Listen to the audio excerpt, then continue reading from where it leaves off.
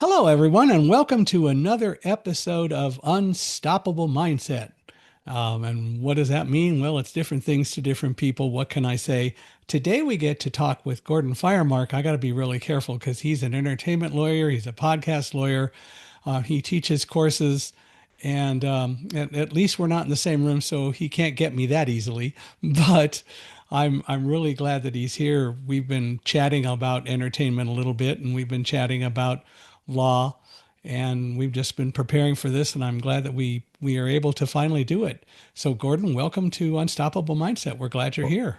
hi, Michael. It's a thrill to be here. Thank you so much for having me.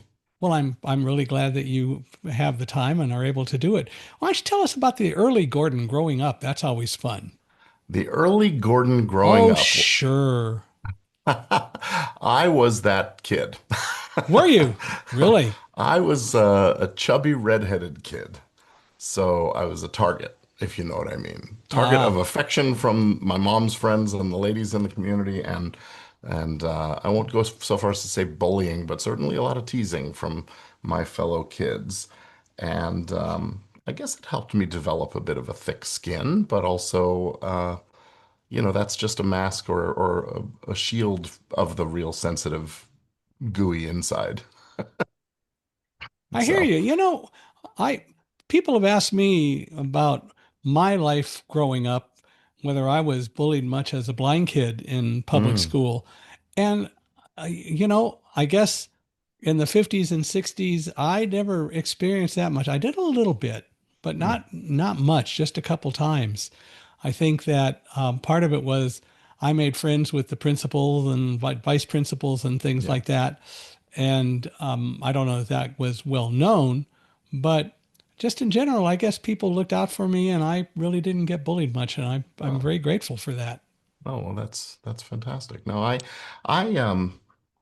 wouldn't say I got bullied a lot, but I think that experience of being teased and the butt of the joke and things like that led me to want so desperately to fit in that I would do things that I might not have otherwise done. And I was getting into low grade trouble with my friends and things like that, that probably I could have been managed my time and used my time better. But it's actually a relationship with a school principal that actually got me pointed in the direction that I've gone in my life Mm. as a lawyer. Not really as a lawyer, but I had gotten excited about theater as a very young kid.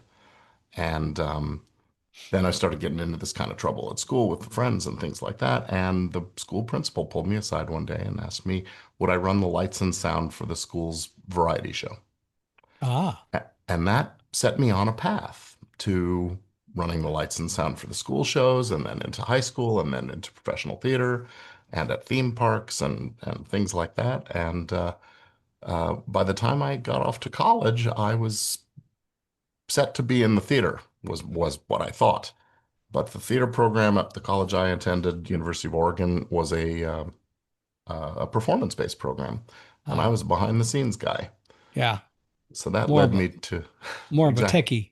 Yeah. So that led me to shift over into radio, TV, and film and the production side of things. And it was only there in my senior year, after having sort of wrapped up all the fun undergraduate classes, I was taking some graduate level stuff that covered regulations of the media and policy and management issues and things. And I had a professor point out an aptitude for the legal stuff. And it had never occurred to me that I might become a lawyer until then. But I applied and I got into law school, didn't get into film school, which is what I wanted. Oh But well, you know, everything works out the way it's supposed to. you could have come back down to UCLA, I guess, but yeah, it sounds like it all went the way it should anyway. Yeah. Yeah. Well, that UCLA and USC were the film schools I was applying to. I didn't get in there, Yeah. but so law school reared its ugly head and turned out not to be so ugly. For me, I went to UC Irvine, and I always wanted to be in science. I actually wanted to teach science. I have a master's degree in physics I got from UCI, but worked six and a half years almost at the campus radio station and thoroughly Mm. enjoyed that. Was program director one year, but every Sunday night did a radio show called the Radio Hall of Fame, which was all playing old radio shows from the 30s, 40s, and 50s and so on. Um, Oh, that's and cool. that was a lot of fun. I didn't get to air things that I discovered later. We were talking about the Friars Club earlier. I'll never forget. Yeah, I have roasts like of Jack Benny at the Friars and things like that. They're just so clever. And indeed. and Indeed. and all that is so much enjoyable. But I really enjoyed being on radio and never was afraid to do it. And as I said, one year was even program director of the station. The year I was program director, um, one of the people at the station got the Beach Boys to come and perform for the public and the school Hmm. and gave us permission to broadcast it. Now, the problem that we had was that we didn't have any microwave or any kind of high end technical stuff to do that. We're just a little college station. We Right. literally strung a mile of coax from the station to the gym to do the show. Well, if And that isn't an unstoppable mindset, what is? I mean, we're and going it to and get that it's done hell or high water. and it worked. And it worked. It never failed. We Yeah. strung it high enough so that as it went over roads, cars weren't going to hit it. It was great. Wow. Yeah, that was fun. And then later after the concert, Mike Love came up and visited at the station a little bit. But yeah, a mile Hmm. of coax. That was amazing. I don't know how many splices were in it, but Well, I where there's a will. there, yeah, absolutely. And that counted. But I enjoyed UC Irvine and had a lot of fun there. And it Mhm. was a great school at the time. And when I was there were starting out maybe 2,700 students. Then it grew a little bit. Now I was back there in 2024 and there are 32,000 undergrads. I can't believe it. It's crazy. Yeah, those college campuses have become enormous. Well, and of course, everyone in the world knows that UCI stands for under construction indefinitely. So, they told me that when I was back there in 2024. But it's true. Uh, They're always constructing. What do you do? well, But it's a lot of fun. Well, so you ended up going into what you appreciated law mhm. after graduate school, or how did that work out? Well, yeah.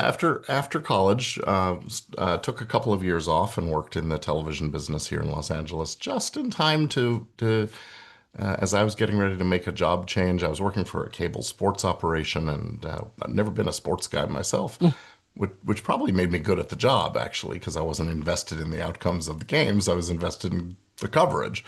But my as I was ready for a job change, that's when the Writers Guild had gone on strike. This was Ah, 1988. yeah. So that was when, again, the idea of law school refreshed, and I decided to do it. It didn't hurt that the television show LA Law had been on the air for a year or two, and it made Yeah. it look really, really sexy, which it's not. Yeah. And so I joined a large group of students starting law school, and when we graduated, of course, that meant there were an awful lot of us to fill a finite number of jobs. So I ended up out on my own relatively quickly after Where did law you go to school. law school? I went to Southwestern here in Los Angeles, Okay.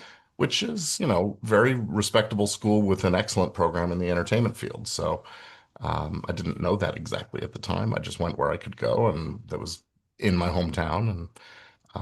But I think I got a fantastic education and a lot of opportunities that might not have come if I'd gone somewhere else. So, My involvement with the law was that I joined an organization called the National Federation of the Blind, which is the largest consumer organization of blind people in the country. And in the um, late 1970s, they started a program called March on Washington, where hundreds, literally, of blind people would descend on Washington, D.C. to meet with legislators to talk about different kinds of issues facing blind people and so on. mhm. And at the time, I was living in Massachusetts. So, of course, we had Ted Kennedy. We Mm, also had Tip O'Neill, the Speaker of the House, yeah. which was fun. And I got to meet both of them and talk about different issues. And so I learned a little bit about the law. And the founder of the Federation is a guy named, he had passed away by then, Jacobus Tenbrook, who was a constitutional law scholar. He taught at Berkeley and was blind and wrote a number of books on tort law and other things like that. And it was fascinating to read some of his writings, which made me appreciate a lot about the ins and outs and the innuendos of law, which I still do to this day. Yeah, I mean, the law is first of all, it's an ever-changing, ever-evolving organism, and it gets pushed in the direction that the prevailing winds are blowing from time to time, but it's a There is slow that. mover. Yeah. Yeah. And I think that's a good thing that it's a slow mover. It's very hard to really, change the direction the ship is moving in the short term. But Yeah. yeah, It's a fascinating environment today with all the things that are going on, and I hope that it doesn't shift too much, but we'll see. I'm as concerned about the shift as I am about the shift and the swing back afterwards, Yeah, there is because those that too. pendulum swings can really be detrimental and really just sort of Yeah. slow down things. Overreactions are never going to help. Yeah. But what do you do that? So, have you had a time when life just kind of knocked you flat and you had to go back and deal with it? And what did you do? I've had several of those times over the years. I'd I sort know of, those feelings too. yeah.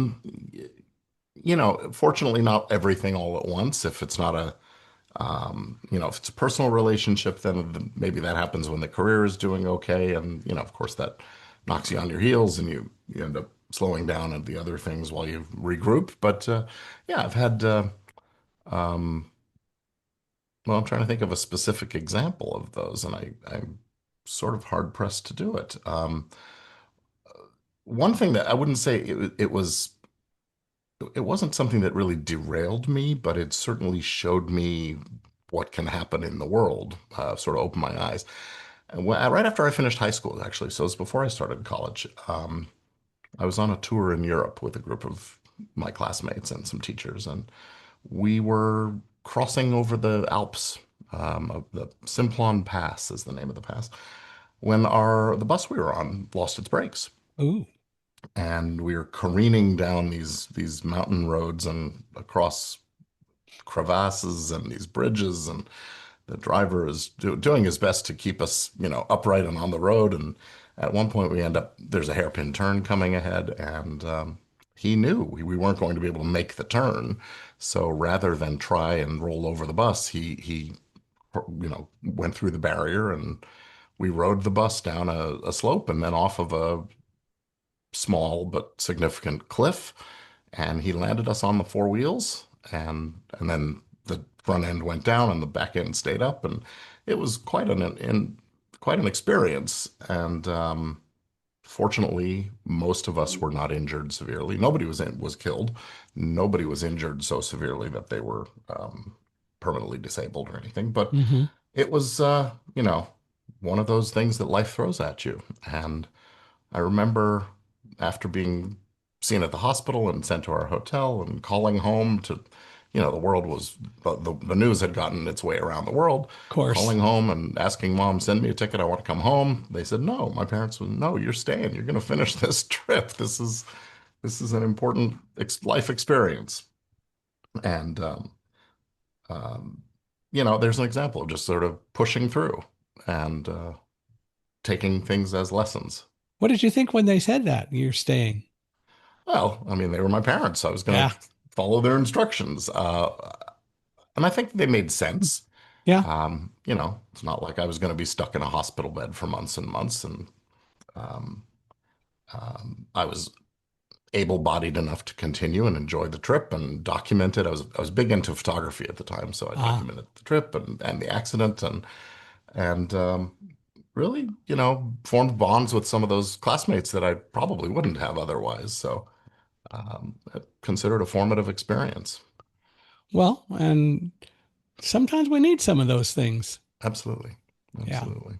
And then, And as I said, coming out of law school in that moment of time with all those other uh, law graduates and the finite number of jobs and a contracting entertainment industry with mergers and acquisitions, there were a lot of folks looking for the few jobs that were available.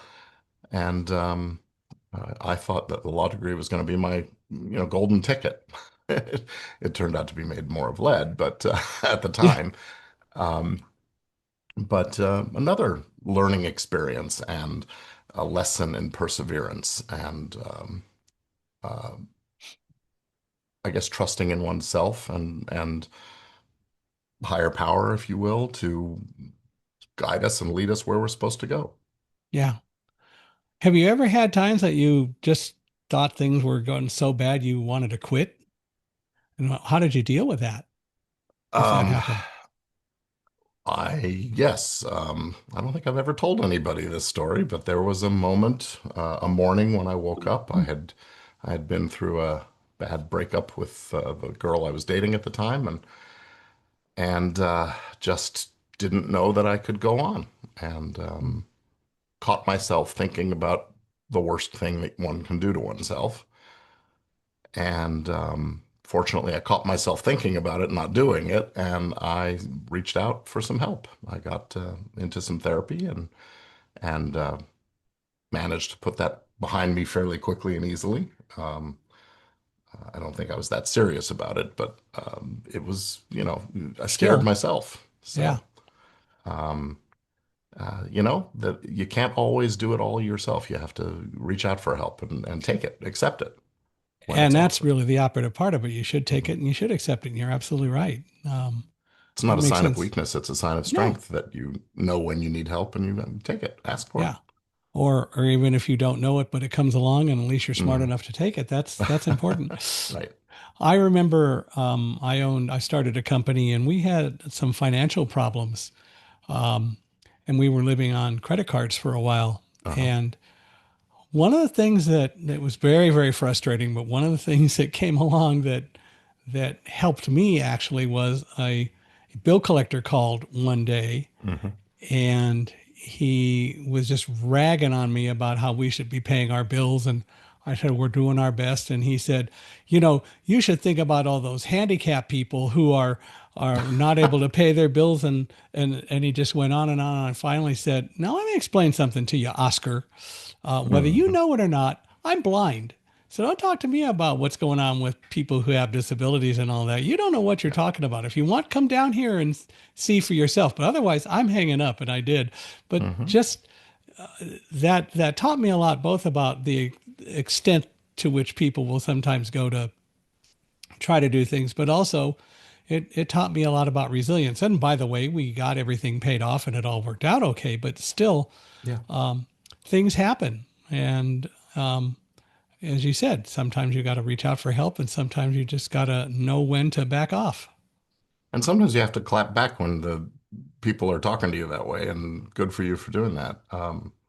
That kind of insensitivity really doesn't have a place in the world, if you ask me. I think that No. so many people have stuff going on under the surface that they don't share with the whole world. And some disabilities are very profound and very noticeable or notable, and some are just lingering under the surface and nagging and no less a disability, but maybe not the kinds of things that we all recognize as such. So Well, of everybody, course, I have a little bit more fun with it today sure. because one of the things that I've been maintaining now for the past 2 years is every single person on the planet has a disability. And the disability for most of you is that you're light dependent. If the lights go out and you don't have a smartphone or a flashlight, you're in a world of hurt, which Yeah. doesn't bother me a bit. And I've seen examples of that. I was at a hotel in 2023 when it was Saturday afternoon, 3 in the afternoon, and suddenly there was a power failure in and around the hotel, and people just started screaming, even though they're down in the lobby, plenty of light coming in through the windows. Hmm. But it taught me that people rely so much on light. And of course, Thomas Edison and all those folks developed the electric light bulb back in 1878. And we've spent the last 100 and now 48 years developing light on demand so that people are pretty much used to it, but it doesn't change the fact that you're light dependent. Hmm. Quite right. Quite right. But what a world. Well, I'll tell you the greatest disability and the most common prevalent disability that isn't recognized as one has to be ignorance. Oh, yeah. It's just everywhere. Well, and you're right. and Um, I think to a large degree, ignorance is, um, well, people have the opportunity, so I would say it's a choice. All Hmm. too often, people are ignorant, and they shouldn't be. And Yeah. I'm amazed at what people don't observe going around them in the world today. Well, I know when I was in school, I focused on what my teachers had to say and learned a lot and Mhm. learned how to observe. But I'm just amazed at the number of people who don't observe very well, and there's no reason for it. I agree. But, There's a willful component to it. Yeah. there is. So I'll just pay attention to my cat and dog, and they keep me honest. I'll tell you, the cat keeps me honest, especially. They both do. Yeah. So you you spent a lot of time originally in Hmm. theater and so on, but Yeah. you decided that that wasn't going to work for you, and the strikes and everything else didn't help. So you ended up in law, and I gather you don't regret that a bit. Well, I'm very fortunate. The kind of law that I practice is working with people in theater and film and television, and I do a lot of work with digital media creators, podcasters, YouTubers, influencers, and so on. So I still get to have my fingers in those pies, and work with great people, the kinds of people who are, their energy is just something amazing. And I view my mission as sort of being their protector, their knight in shining armor, if you will, to make sure that they can do what they do to get their messages out effectively and achieve the kind of influence and impact and income that they deserve safely Yeah. by shielding them from the biggest risks and helping them feel confident enough to take the bold steps that they really have to accomplish the great things. Well, and that there's a lot of sense to that, and it makes a lot of sense that there's a lot of need to step out. And Mhm. how do you tell someone who's so afraid to do that that what they got to do is um, not to quote necessarily directly risky business, but what the heck, you gotta, yeah, Sometimes you just got to say what the. sometimes you gotta just say, yeah. But how do you get people to understand that? I don't think you can necessarily convince someone to say or do something they don't want to. I think that what we have to do is show them that it's safe Hmm. or be transparent about the fact that it may not be safe and it's still worth doing. Yeah, And obviously making it as safe as possible for people to uh, be big and bold and visible and things. But there are going to always be people who aren't, who just that's not who they are, that's not how they operate. And it's not a failing, it's just a difference. There's introverts, there's extroverts, there's ambiverts, there's who knows what else. yeah. And I think it's really just holding space for people to be who they want to be, who they intend to be, or who they're put here to be. I remember from old radio, Bergen and McCarthy, Edgar Bergen and Charlie McCarthy. Sure. And one of the things that I never knew for the longest time was that Bergen was not necessarily overly enamored with dealing with people. And so he dealt with it through Charlie McCarthy. He let Hmm. Charlie do the talking. Um, and I mean, such a talented Yeah. guy and a talented show, but in the real world, he oftentimes would let Charlie do the talking, which I guess says something, but it worked for him. Yeah. Yeah. I think that's actually a common thing among folks who choose puppetry as an art form. It's sort of the puppet becomes their sort of alter ego Yeah, that can say and do the things that they are not comfortable doing themselves. It's still yeah, them, but not them, it's still them, but it's not them. their I don't know avatar. whether that ever happened with um, Paul Winchell and Jerry Mahoney, but it certainly was true with Bergen and McCarthy a lot. And but still, what talented, what wonderful, talented people all the way around. Hmm. It's amazing to think, when I've met so many people in the entertainment industries, how really shy and reserved they are when I'll they're bet. not in that on mode to perform and do their work. Yeah. Almost like a split personality in a Well, sense. I know for me as a speaker, when I fly somewhere, I'm on from the time that I land until the time that I leave, and so I'm so happy to be back on an airplane and just reading. But I know that that's the way it is for me, Hmm. and people oftentimes will ask the most dumb, inane questions. I spoke at a book club once, and they said they had all read my book Thunderdog, but the first question somebody asked was, "What were you doing in the World Trade Center in the first place?" And I'm sitting there going to myself, "Didn't you read the book?" But Yeah, you can't say that. You gotta behave. right. Indeed. Indeed. But Hmm. but it is fascinating to to see how people deal with some of those kinds of things.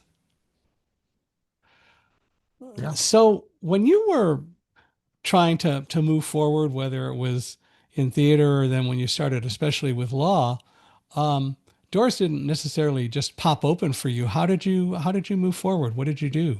Oh, quite the contrary.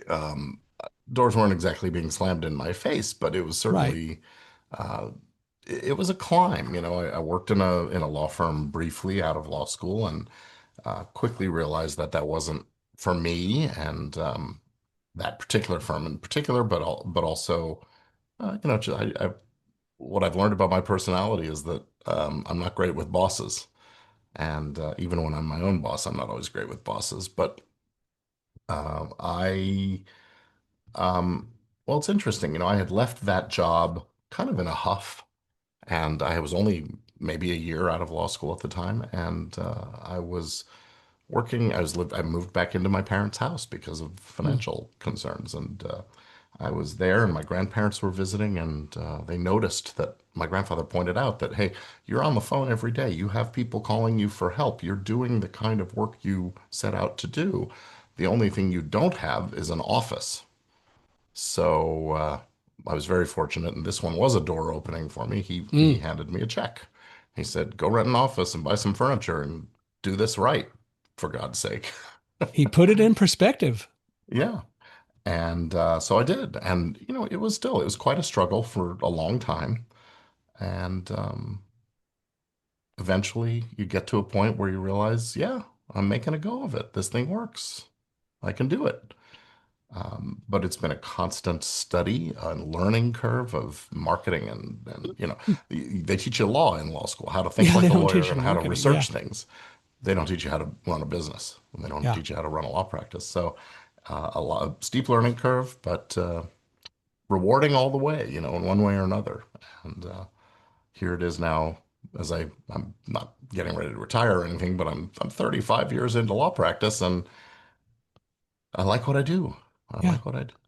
Well, but you have learned how to market. You've learned how to sell in some ways and all that. Hmm. Um, and all those are valuable skills, Of but course. you took it to heart and you did it. I didn't have much of a choice. No, not if you were going to succeed, but Failure is not an option. So, yeah, and you made that decision, and that's really what really counts. hmm. Yeah. So when you started your office, you hung out your own shingle and really got going. What did you believe you were capable of, and did you have a reality check to say, no, maybe it's not quite that way? You know, I don't know that my gut operates differently today than it did back then, 35 years ago. Mm-hmm. I still have doubts when something comes in. I had a call today from somebody who was asking me to do something that I've done before. I haven't done it often, and I don't feel that I'm a master at that particular kind of legal strategy creation. But as I was talking to this person, I was really feeling like I should just say no, find somebody else. And that has been something that I've learned not to do. Learn to say yes and figure out how later. Mm-hmm. So, and so one thing I have had the confidence in is my ability to figure it out later. That I can find what I need. I'm resourceful. I can tap into people and information sources that will help me.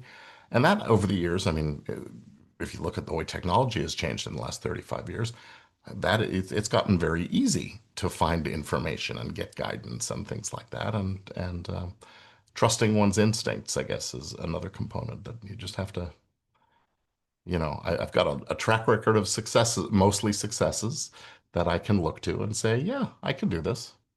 Have you So ever had a that's, situation where you weren't able to figure it out, whatever it is?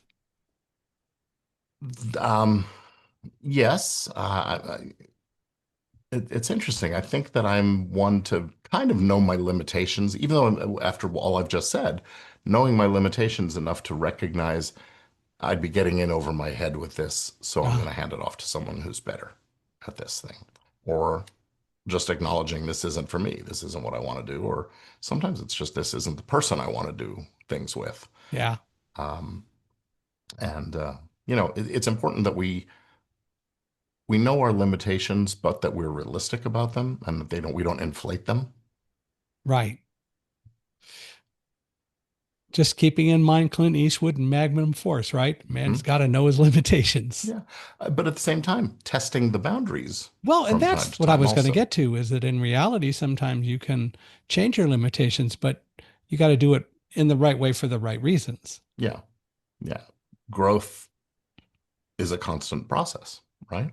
You're not going to go from 5 feet tall to 9 feet tall in anytime soon, but we can stretch and we can reach for things that are a little beyond our grasp, and as often as not, we end up getting them.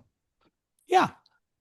Hmm. It gets back to life is an adventure, and if we can't live it to the fullest, what good are we? We really Hmm. need to stretch and grow. I've one of I keep hearing all the time. Well, now of course it's all AI, but it used to be the internet. Everybody complained about the internet and the dark web and all that.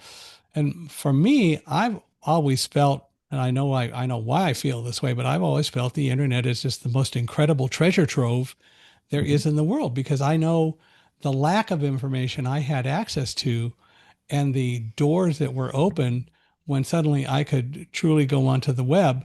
Not Hmm. everything was accessible, and today it still isn't. But by the same token, it's just fascinating to see all the things that I get to learn that I never had access to before, Yeah, very much so. Very much so. which is really cool. And the internet does make life a lot easier to find information about in so many ways. And now, of course, we've got all the stuff going on with AI. Hmm. And again, I think that I realize there are issues and there are challenges, but AI has a lot to offer if we use it the right way. Well, history is filled with examples of new technologies coming in and really disrupting things in the economy and in the marketplace. And somehow we're all still here and things are still humming along. You don't see a lot of people making buggy whips anymore. No, But the automotive industry came along and really changed the buggy whip and the wagon wheel industry. Um, when television came, everybody thought it was going to kill radio, and motion pictures. Uh, that didn't happen. Those things have really flourished.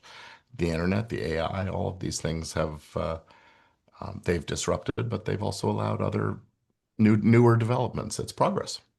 it is. And the reality is that television hasn't been the end of radio, and there's still a lot of reasons for listening to radio. Hmm. Hmm. And a lot of good reasons not to as well. Well, there's that too, of course. And that's true in television and true in the movie industry and true in the internet and AI, you know? Fred Allen was right. He says the biggest problem with television is they call it the new medium, and that's because that's as good as it's ever going to get. Yeah. Oh Yeah. gosh, what a world. But there are advantages and there are good things with all of it, and we need to make sure that the good things flourish, and hopefully there are enough governors that will keep a lot of the bad stuff from happening or getting worse. And enough just generally people of conscience who are going to call out the bad actors and stand up for what's right. And I mean, I don't want to get political per se, but um, if enough people shake their fists and say this isn't right, the world adjusts. Yeah. We change our approach to things. And I think there's a lot of merit to that. And right now, with the things that are going on, it will be interesting to see how people react and what happens. And Hmm. no matter what anyone says, we all do get the opportunity to voice our opinions, and that's what elections are all about. And so we'll see what happens this year. Yeah. Yeah. And I think that in the long run, good will out, and so it's just a matter of really working at it and not developing such a hatred for what isn't necessarily good that warps your judgment either. Yeah. Agreed. Agreed. Have you ever had a time where you had a lot of success in your life, and something just really landed, and then later you discover there was more of a personal cost to the win than you thought? Hmm. I'm sure there has been. I'm not sure I'm conscious and aware about it. Ah, Um, yeah. I know I'm having a hard time coming up with an answer to that one. yeah. I apologize. Well, it's okay. You know, things happen, and Hmm. again, I think it ultimately goes back to how we choose to view things, and when things happen and we get too conceited, that's a problem. So hopefully, mostly we look at things the right way. Yeah, absolutely. What's a loss maybe that you've experienced in your life, that really seemed pretty negative, but you would never want to take it back, that you learned a lot from it? Um, well, I mean, the personal loss, of my father, Ah, and my grandfather, those, two men who really showed me what it is to be a man and to operate through life. However, I think everybody, death is a fact of life, right? So it was bound to happen. My dad died a bit younger than he should have. Um, and recently I've reached a birthday that surpassed how old he was. So mm, I'm conscious and aware of all of that. But he was really my hero, and losing him when we did really took it out of me. Um, yeah, and led to some depression and the things that led to other things we've already talked about. I'd say that was really, really hard, but in the long run, the lessons I learned and the memories that I've taken from of him are powerful, and I would say are sort of my guiding principles in a lot of ways. The other big loss or big setback in my life was, as I said, accomplishing this thing of going to law. I was not a good student going through high school. I did better in college and really well in law school.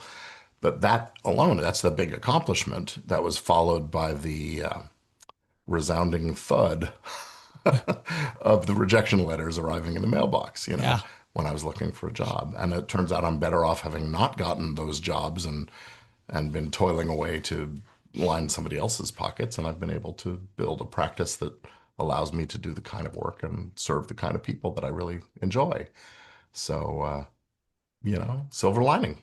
yeah. How did you figure out that you really are better off doing it the way you're doing it? I mean, and so often I think in life and society, people say, well, you got to work for somebody else and all that. You don't need to do it on your own. But there's a reality that a number of us tend to do better when we are able to function independently. How do you figure that out? I'll tell you, the therapist that I started seeing, really when I was dealing with the grief over the loss of my dad, really helped me figure out who I am. Mm, Um, and that I'm not just my dad's son, that I have my own values uh, and place in the world, and also helped me really figure out um, who I don't want to be. yeah. And what I learned was I don't do well having bosses. I resist authority is really what it comes down to. Mm, Interesting for a lawyer who resists authority when all we do is really answer to judges and laws and regulations and things like that. And also, I'm a bit conflict averse.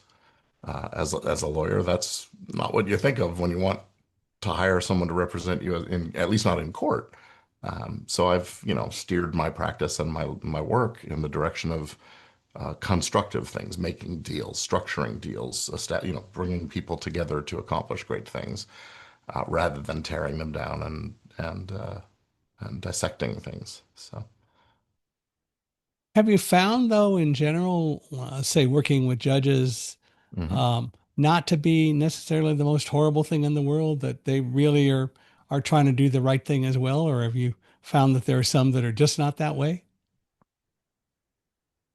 I think most of the judges I have known have been really good people, meaning well, Yeah. with often with really good senses of humor that they have to suppress when Oh, they're I'll doing their bet. work. I'll bet. Um, I've had the good fortune of chatting with some of them outside the courtroom environment when there was nothing at stake and learning this about them.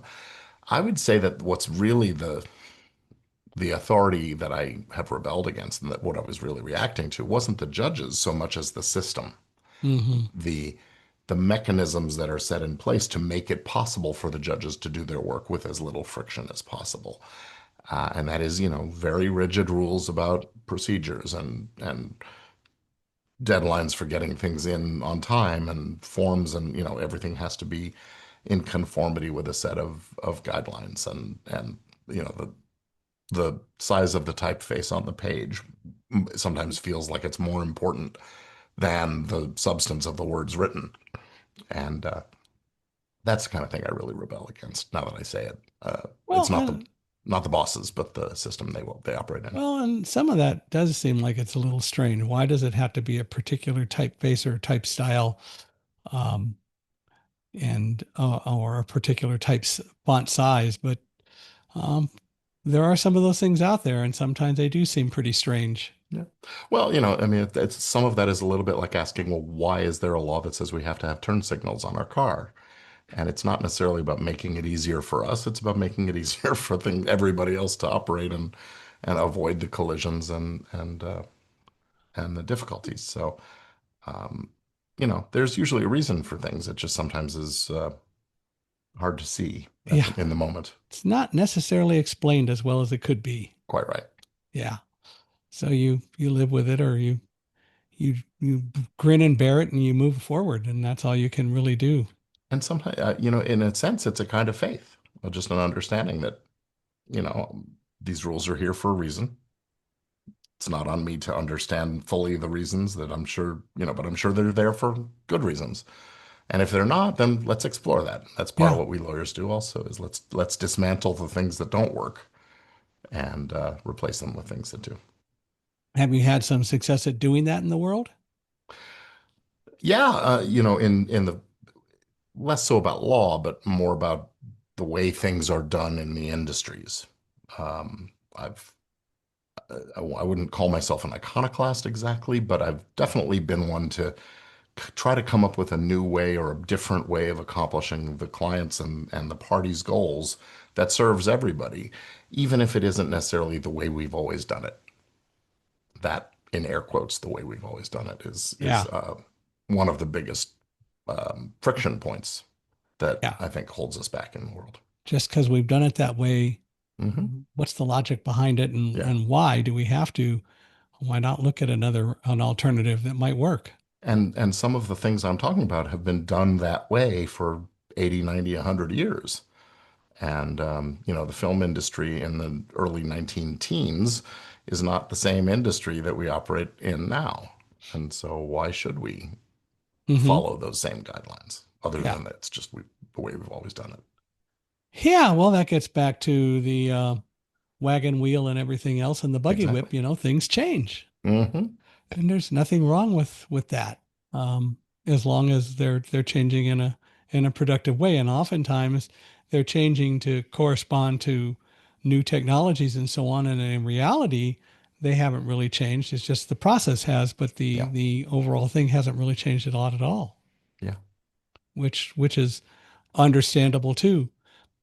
Well, what got you into doing things with podcasting and your YouTube channel and so on? What got you involved with dealing with podcast law? Well, I'll tell you, as we were talking about earlier, I came out of law school, starting a law practice, did not know how to market my practice, did not know what to do to get new clients. So I kind of looked around and I started by creating a newsletter that I remember sitting in my office, licking stamps and putting Mm, them on sending hundreds and hundreds of these newsletters. And it was just 2 or 3 pages of me explaining something about the law, and here's what's going on with me and one of my great clients, and and pretty soon that became tedious. And then along came the internet, and I started putting that stuff up on the web. I built a web page from basically whole cloth, learned to code it myself from a book, and then that began as a blog, essentially. Then the blogging software came along and made that easy to do, so I kept doing that. But I was watching there was a fellow on TV. The channel was called Tech TV at the time, Hmm. and this fellow named Leo Laporte was one of the uh, hosts of a show that really just talking about computers and technology and this, that, and the other thing. And the station, the channel was purchased and changed formats, and he was left sort of on the outside. And so he started this thing called a podcast, and I kind of figured out how to listen and find out what that podcast was. And I thought, that's interesting. That's really neat. Maybe someday I can do that. And then my phone rang, and it was a fellow who wanted to um, have me on as a guest and ask me some questions about the law pertaining to video, wedding videographers, and Mm. things like that. And so, sure, I did that, and that led to more questions. And pretty soon, we were doing a show every week or two for the better part of a year.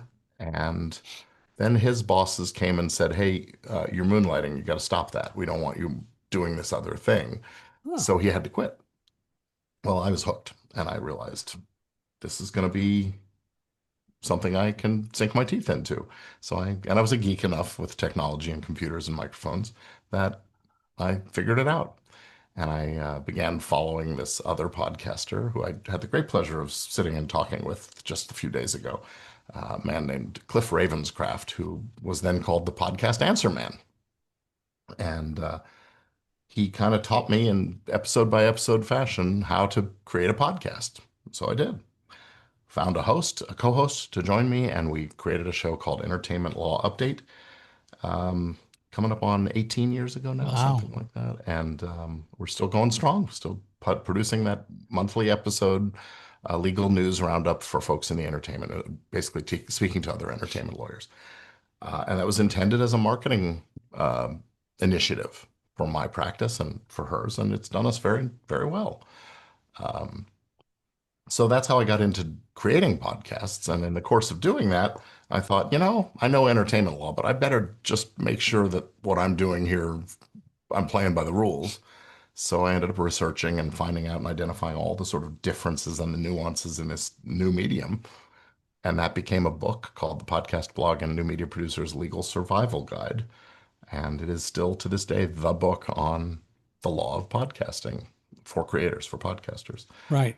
And you write a book, you become an expert. That ends up being the case, doesn't it? Little chicken and egg thing. I don't know which comes first, but um, and then you can hold yourself out as such. And so I have been branded as the podcast lawyer for all these years now, and I just enjoy working with these people and helping them make an impact. What do you learn from all of that? What do I learn from all of that? So you're dealing with all these people and so on. Yeah. What do you learn? What does it do for you Well, I take tremendous satisfaction from from from serving? Yeah. serving. Something has happened. Oh, my computer did something weird. Are you hearing me okay? Yeah. Okay. Yeah, so I take a great I don't I don't know what's happening. Anyway, let's see if it will work now. Science. Uh Hold on. Yeah, my input keeps changing for some reason on my Oh, computer. how special. That's weird. Okay, I think it's going to be stable now. Um, so I forgot what I was saying exactly, but I take a great deal of pleasure from serving. I find it very satisfying just to help people get their messages out and achieve things. And I guess what I've learned from that is that that's important to me. I'm a very strong advocate of First Amendment free speech kinds of principles. I like to teach. I like to educate. I think that's the most valuable thing we can offer to the generations that follow is to show them the way, give them lessons that they can take and expand on. And I'm not done teaching yet, so that's Well, really, and one of the things I was thinking about when I asked the question was you also get to learn and yeah, you of get to course. discover new things, which is really what's so much fun about it all. And I've often said that by doing that show, Entertainment Law Update, it really makes me a better lawyer because in order to deliver the content to the audience, I have to research the cases. I have to get my head around it and understand them in a way that lawyers have always done. It used to be called something called the advance sheets, which was the new pages. Before the books were reprinted, they would send out the new pages in packets that we would read, and that was the newest case law and stuff. Nowadays, it's all online, but we are providing a service of sort of interpreting and analyzing that stuff for the other lawyers who listen to the show. And so, again, to learn well, it's best to try to teach the material. And there we are. So I really like that. And then the other Yeah. show, the one I do on YouTube, is Legit Podcast Pro, and sort of the same thing, but aimed at a lay audience, the creators themselves. I want to give them short, digestible tidbits of information, knowledge, ideas about how the law operates that will help them navigate what is a kind of a peculiar industry. Yeah. Well, and again, it gets back to the world is a place that's full of adventure, and if we can't enjoy it, then there's a problem somewhere. Quite right. Quite right. So you like to finish what you start, and I think that's a cool thing. You when you get involved in something, you don't just let it die by the wayside. You make a commitment to finish it, don't you? Yes, maybe to a fault, actually.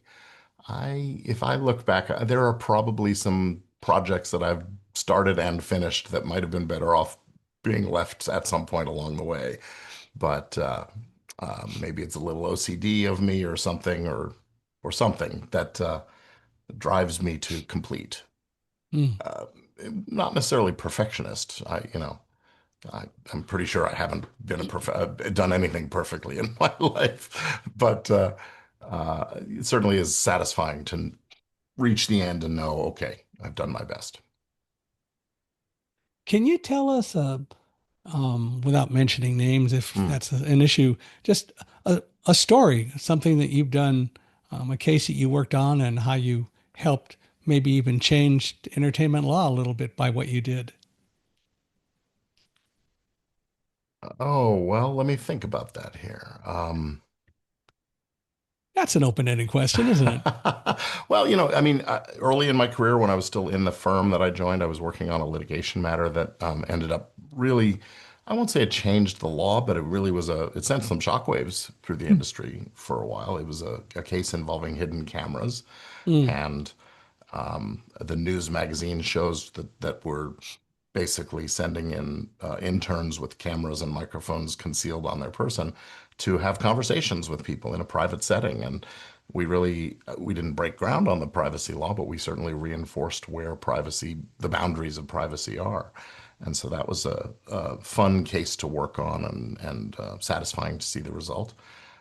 In the deal space, I've had the great pleasure of helping some podcast networks get up and running, and they're still here to this day. And that was kind of fun because we were blazing new trails, that nobody had ever had one of these before. And how are we going to hire these performers to come and be hosts of shows, and how are they going to be compensated, and what do the deals need to look like? And to a certain extent, it was the let's do things the way the industries have done them before. And some of it was, well, but that doesn't work here. So Mm. let's, adjust it and make a new. Yeah, and essentially It's though, a what little like building the airplane while it's in flight. right. Well, there's truth to that, but at the same time, a lot of times you make a change because like podcasts are now part of what we do, and you needed to Hmm. make some changes to make it work. But ultimately, have you really changed that much? Because you're doing the same thing that you used to do, just in a different way. You know what I'm saying? Sure. I think we've taken some of the intermediaries out of things, and leveled the playing field. I mean, the fact that you and I can do here what is essentially a television or radio show from the Right. comfort of our own homes and our desks and publish it out to anyone who wants to listen around the world. That's not something that could have been done 25 years ago. Good And point. um, to have cameras and lights. I mean, I've got a whole television studio sitting here on my desk. When I Yeah. was in college studying radio, television, and film, the ability to do this kind of a show would have been a couple of $1 million worth Yeah. of equipment and facilities. So, I uh, remember when I was at UC Irvine doing radio, I had two reel-to-reel recorders and mhm, would put the shows that I was going to play in a given week all on one 10-inch reel, mhm. and we did that. But if the tape broke, I was not a very good tape splicer, I got to say. I remember cutting my fingertips with razor blades when editing tape myself. So, Yeah, yeah, I wasn't the greatest. Maybe sometimes people didn't notice, but I did. Now, of course, audio editing, I mean, there's so many different ways of doing it. yeah, It just makes it so much better. But in a sense, it's doing the same thing, but it's just become a whole lot more efficient and a whole lot more effective, and we yeah. can move forward, which is really cool. So, what's next in the world for you? What's next for me? Let me think. Must be Well, something. I'm not ready for retirement yet. I mean, there's a part of me that's ready to retire, but I've got three young children that still have to go through college, so I've got a ways to go. My oldest will be starting college in the fall, and I'm very excited about that. And I was going to say that what's next for me is making sure that they are good people and that they pay it forward and contribute well to the world. But I think I can say that they are, and they will, and it's no longer really in my hands. I guess I could do something to really screw that up, but I'm going to try not to do that. So I guess I think what's next for me is being a better husband and a better person generally, and just trying to, give more to the world and being my authentic self and genuine about things. I think you can't do much better than that. Does your wife work? My wife is currently studying epidemiology. Oh Um, my gosh. she, yes, it's a late in life career direction for her. She had started to be a nurse, and in the midst of nursing school, got a case of COVID, and that led to Mm. long COVID and a series of other things that have developed that will basically not make it possible for her to stand and do nursing all day long. So she's pivoted and pointed her nose in the direction of epidemiology. And she's a obsessive student, I guess you would say. She really gets into things and gives so much of herself to her studies that it is both inspiring and a little aggravating to watch. Well, the other side of it is, though, that since she's studying to be an epidemiologist, has Mhm. she diagnosed you as having thick skin? Just checking. Just checking. I think she might say the opposite, actually. Oh, well, then there's something to work on. There you go. Yeah. Well, this has been absolutely wonderful, and I really appreciate your time. And thank you for spending so much time with us and putting up with all of this. I think you sent me a picture of your book cover, um, Yeah.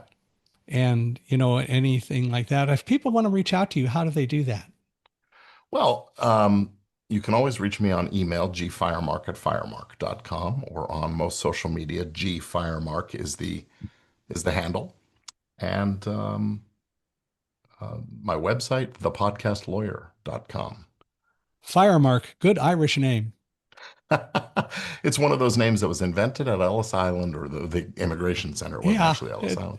If they couldn't pronounce your name on the third try, they gave you a new one. there you go. Well, I want to thank you for being here and for being a part of this. And I enjoy it and I've learned a lot and really appreciate your time. And I want to thank all of you who were kind enough to come and listen and watch us today. Love to hear from you. If you'd like to reach out to me, feel free to do so. My email address is speaker at Michael Hingson, MICHAELHINGSON.com. Please give us a 5-star rating wherever you are observing us today. But even more important, please give us a good review. We love reviews. People want to see reviews when they're considering what podcast to listen to. So give Gordon a good review, and I'll tag along with that. If you know anyone who ought to be a guest, any of you, and Gordon including you, please feel free to introduce us. We're always looking for more people to come on the podcast and tell their stories.